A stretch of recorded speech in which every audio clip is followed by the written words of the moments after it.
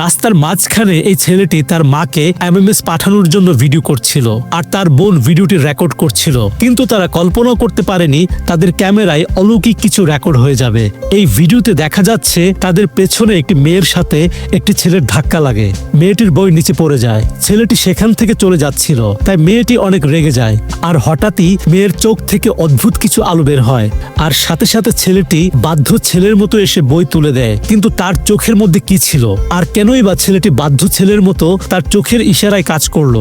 আসলেই যদি super natural পাওয়ার বলে কিছু থেকে থাকে, তাহলে এটি বলিউডের মুভিকেও হার মানাবে।